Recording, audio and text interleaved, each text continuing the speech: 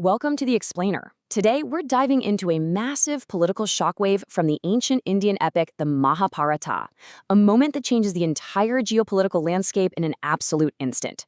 We'll be looking at how the sudden, miraculous return of a presumed dead faction completely upends the balance of power, forcing their rivals into panic, hypocrisy, and some truly desperate plotting. Put yourself in this scenario for a second.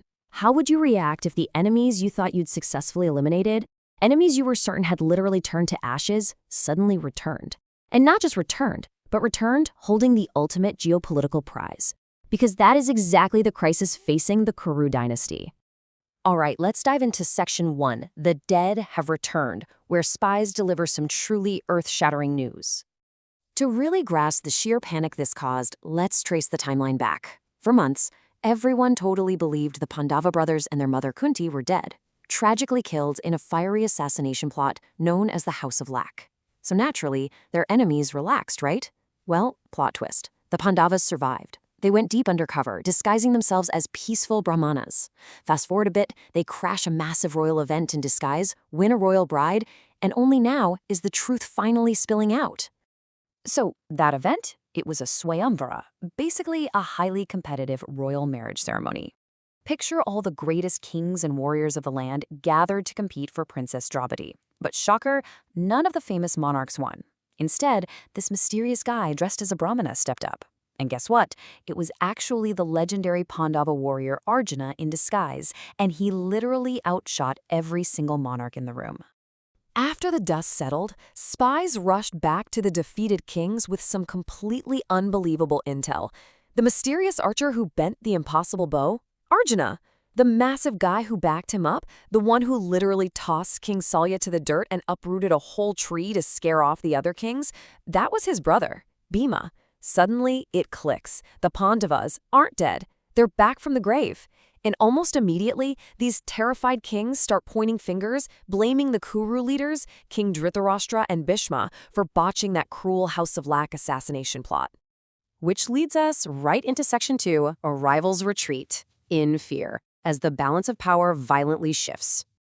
And if we look at the factions now, you can see exactly why they're so terrified. The Pandavas haven't just survived, they've totally leveled up.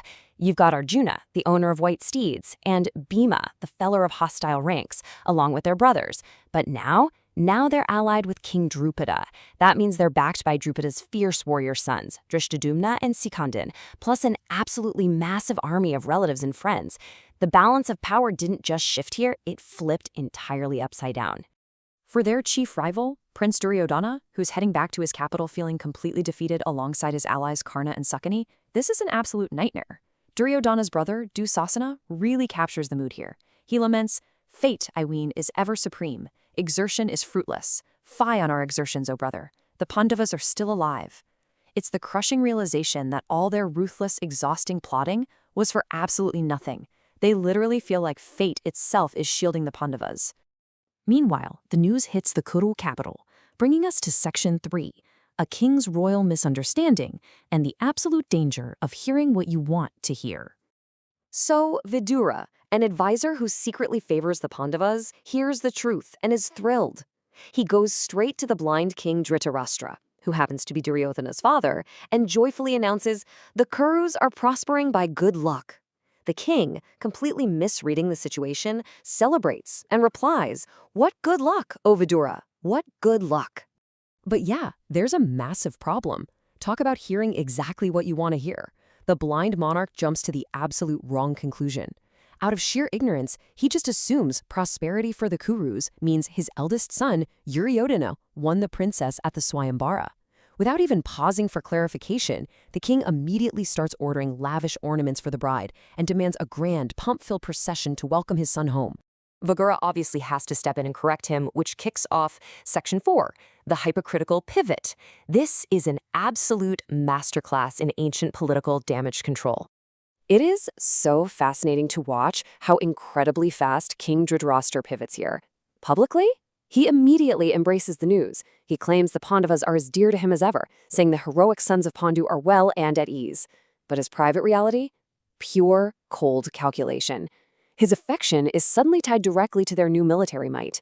He's secretly thinking, Who amongst monarchs in prosperity or adversity would not like to have Drupada with his relatives as an ally? I mean, the guy goes from throwing a victory party for his son to pretending he's thrilled for his nephews in a matter of seconds, all because they now hold the most powerful alliance on the board. Vidura, of course, isn't buying a word of it. He sees right through the hypocrisy. So he responds to the king's sudden outburst of familial love with a very sharp, loaded statement. "O king, let thy understanding remain so without change for 100 years. Basically, he's calling the king's bluff, saying, well, I certainly hope you actually mean that, and you keep this supportive energy going for the rest of your life. But while the king plays the loving uncle, the real schemers have other ideas. Let's move to Section 5, Plotting in the Shadows, where they drop the pleasantries behind closed doors. Right after Vidura leaves the room, Duryodhana and his fierce ally Karna corner the king. They make absolutely sure he is completely alone. They obviously couldn't speak freely in front of Vidura, but now that the doors are closed, the diplomatic charade is entirely over. They are livid about the king praising their enemies in public. They aggressively call him out, demanding, "What is this that thou hast, O monarch, desired to do? Dost thou regard the prosperity of thy foes as if it were thy own?" They're essentially interrogating him, asking why he's treating their mortal enemy's victory like his own. To them, applauding the Pandavas in front of someone like Vidura is a massive strategic liability. So they draw a hard line in the sand right then and there. Their new doctrine is blunt. They must act every day in such a way as to weaken the Pandavas. They tell the king it is time to sit down, take counsel together, and actively plot to destroy their enemies. Diplomacy is completely off the table. And why are they so desperate to act right this second? It all comes down to pure survival instinct. As they tell the king point blank, they truly believe that if they don't strike first against this massive new alliance, the Pandavas will literally swallow us all with our children and friends and relatives. For Duryodhana, this isn't just a minor political setback. It is a looming, existential threat of absolute annihilation. Which leaves us with a final provocative thought to take away from this explainer. How exactly do you wage a ruthless shadow war against an enemy when you've literally just told your entire court and the kingdom's chief advisor that they are your beloved family? The board is set, the dead have returned, and the real political maneuvering is just getting started. Thanks for tuning in, and as always, keep questioning the narratives around you.